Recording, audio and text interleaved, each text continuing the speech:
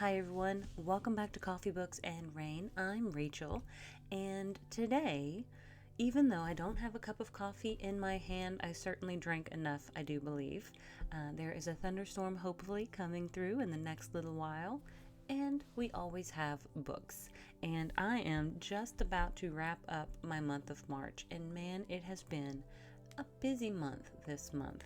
I think I have one more to read for this month before I can move on to my April books, and I'm so very excited.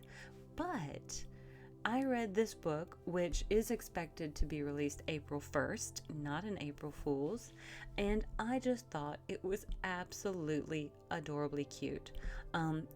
Again, it's not perfect, but it's middle grade and it's meant to be fun and entertaining, and that kids or at least young adults can save, can save the village, so to speak. So let's dive into The Dragon's Apprentice by James Riley.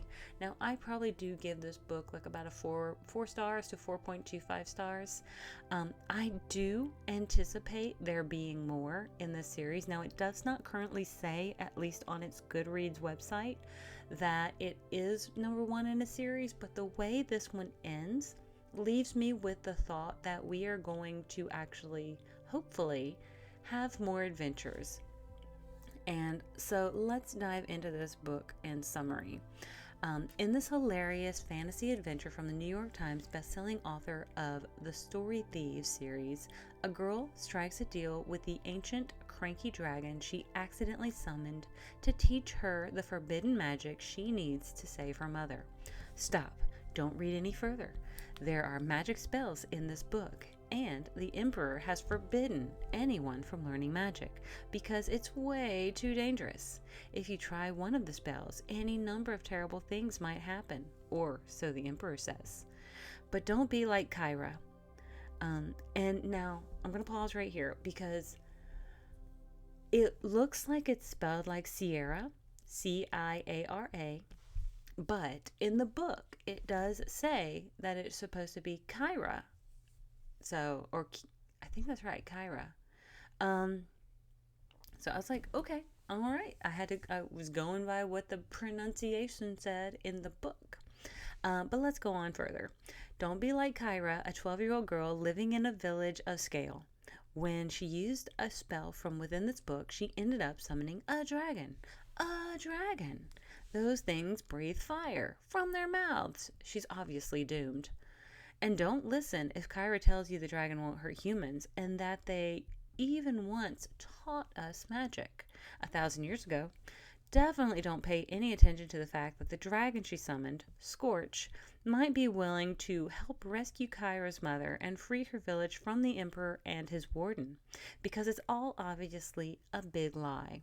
So, put this book down and forget about it. Magic is just way too dangerous. After all, you wouldn't want to summon your own dragon, would you?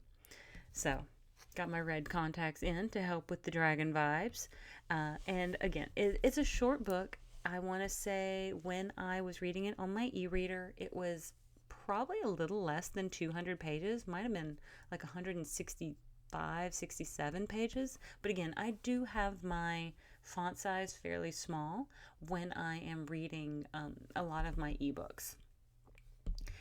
It is, again, middle grade fantasy, and it's got dragons, so all things in which that I love. And I really am a fan of middle grade books. I had requested another one that had some pretty cute, like a pretty cute little synopsis, but got declined for that one, and that's okay. Maybe I'm not the target audience they're looking for to review those types of books. But I will say that in my time being part of Goodreads, I have not been declined for just like a lot. And I feel pretty good about that because I try to get my reviews out on time, and I try to give quality reviews like every time I possibly can. So I really do my due diligence in order to make sure these books that they are offering me these advanced copies for get the attention they deserve. So I did get this book from NetGalley. Just want to thank them for that, as well as the publisher for trusting me to give an honest review. And Kyra's only 12 years old when she is determined to save her mom. Now, she found a book, and it's referred to as like Bianca's journal. And at first, we don't really know who Bianca was, except that she was some sort of apprentice to the dragon mage Tia. And this book was like abandoned or left alone for like 1,000 years, but it looks fine. It looks perfectly untouched by time. It seems to be almost indestructible, where everything else around it looked pretty dilapidated. I mean, 1,000 years is a long time to imagine something standing for, like, we're only in what, 2025? So we'd have to go back to the year 1025 and see what was standing at that point to see if it's still standing now, because I'd be willing to bet it's probably not a man-made wonder of the world. It's probably something like a natural wonder of the world. I don't know. When was the Sphinx or the Great Pyramids, like, when were they built? Because maybe they would count. But moving on. Kyra is targeted because someone sees her with the journal and tells the warden. Now, the warden was sent to her village to retrieve this journal, and they couldn't find it. So they knew somebody was hiding it, but they didn't know who. And then Kyra's mom falls sick with this, what's called like the cough, or the there's some sort of term for it, but if they have this cough for too long, if it goes on too far, it can cause that person to pass away. So Kyra is absolutely determined to ensure that her mom is not one of those people. She is, again, only 12, but she is very adamantly, like, protective of her mother.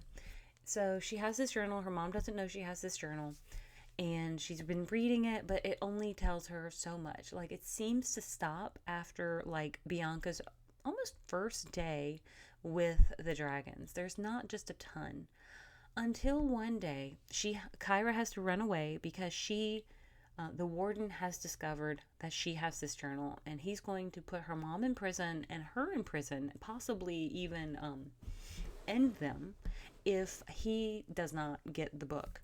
Well, it seems as though the warden is a corrupt sort of man, and Kyra does not want to give this journal to him. He is a bad dude. She knows that there has to be something in here that can help her mom. Well, Kyra runs off into the woods with the journal. Her mom is kind of more or less left behind to, I don't want to say fend for herself, but yeah, Kyra and her mom were going to leave. They got caught. The warden caught them. So Kyra runs with the journal off into the woods and ends up finding Bianca's tower.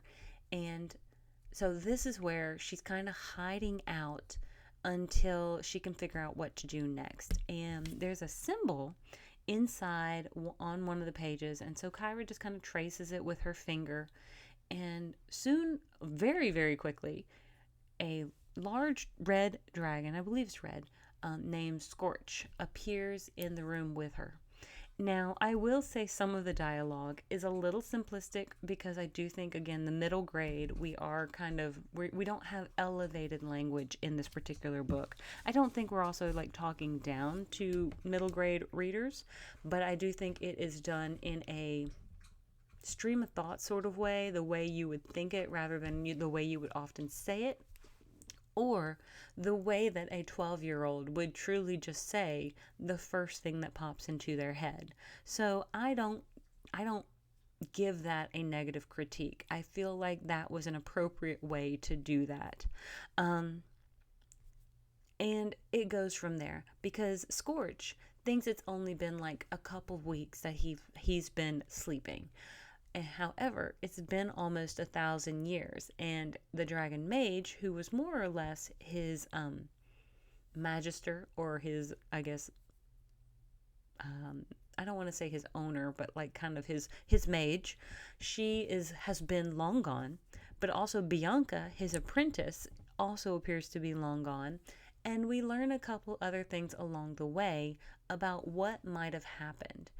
And we also learn that the emperor seems to be the descendant of one of the apprentices. Now, there were several apprentices to Tia, the dragon mage, and Bianca was just one of them. But according to the emperor, Bianca was like the forsaken apprentice or the banished apprentice.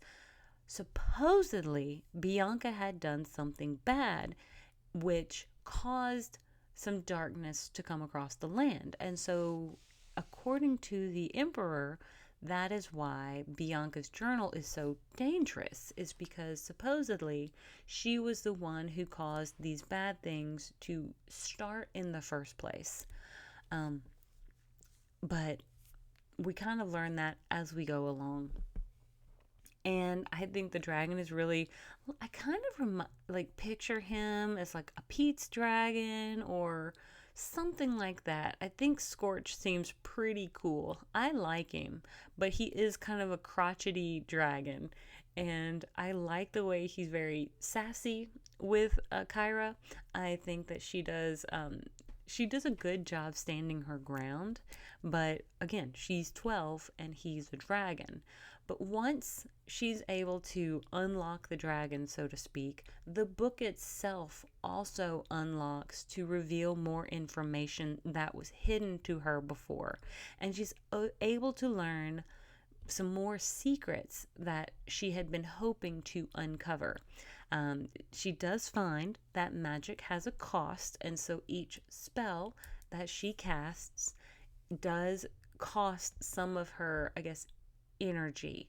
Now, she's not dying in any sort of respect of that. She is only like exhausted. So, after maybe 3 spells, because she's new at this, she more or less passes out. Like, it just uses that much, I guess, force or energy to do those spells that she passes out. And so sometimes she'll sleep for half a day because she overexerted herself a little bit much. We do learn that she's got a pretty good friend. There's happily, and I'm very happy about this, there's no love interest for a 12-year-old. So happy about that because we don't need love interests in every book. We have a best friend named Meg who Kyra was worried had turned her in. I'm not going to give spoilers on that. I want you guys to figure that out. And kind of reading it from more of an adult perspective, we do see kind of how the warden himself is trying to use sort of like religious zealousness as kind of a tool to control the village and also to kind of control the narrative of Tia's story, the Dragon Mage's story, because they say that they kind of, the blessed Dragon Mage or what have you, but it seems as though the teachings or the whatever, that the tenets that she had are not actually the tenets that Tia believed because they were written by an apprentice who kind of interpreted them in his own way. And he does not seem like he was a very good apprentice. He seems like he was the crappy apprentice, like the one that was probably like always jealous of his counterparts. Maybe he himself didn't do a very good job maybe doing spells. Maybe he was a little lax in his ability to do magic. And so then when it all comes down to the end, he's the one that's left standing because I bet you he's the one that went and ran and hid in a hole while everyone else was fighting. And maybe that's why he survived to become the emperor. But I can tell you that he seems like a douchebag. I'm just going to tell you that. It's a fun little escape. It's real cute. It's real quick. It does not take a lot of brain power or mental bandwidth. But if you don't enjoy reading middle grade books, then this one may feel like a little childish for you. It just might. But if you're in the mood for that, or if you know some kids who enjoy dragon books with a little bit of adventure and a little bit of heart and a little bit of determination, then this may be a great book for them. I 100% cannot tell you what you should and shouldn't read, but I will say it was fun, it was cute, fairly low stakes fairly low stakes involved, and you've got dragons. Now, personally, I do look forward to hoping that there are more to come, because I would love to know about how we continue this journey and how Kyra grows as, maybe, I don't want to say the next dragon mage, but I do want to say that she's working on it. And if she can summon one dragon, maybe she can get another one too. I don't know. Just my thoughts. But anyway, I do want to thank you guys so much for tuning in. If you have not liked and subscribed, I hope you will. And with all of that being said, thank you so much for joining me on this journey. I will see you guys on the next page, and I hope you have a great one.